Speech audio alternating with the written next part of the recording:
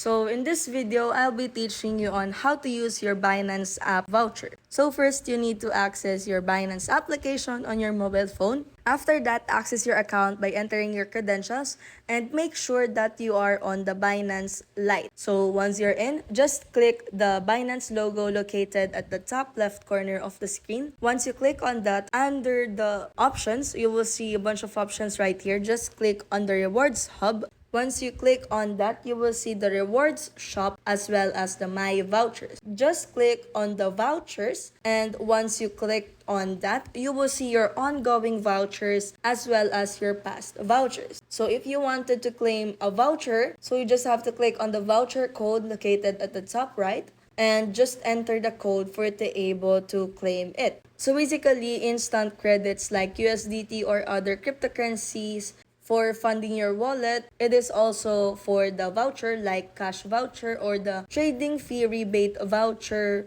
So another voucher is the deposit or fiat vouchers, which is there are a lot of vouchers usually expired in 70 to 30 days on your Binance. So take note that you can transfer or stack most of the vouchers. And always read the terms and conditions that is linked on each vouchers on the rewards hub. So if you find this video helpful, don't forget to smash that like button and subscribe so you never miss a new video.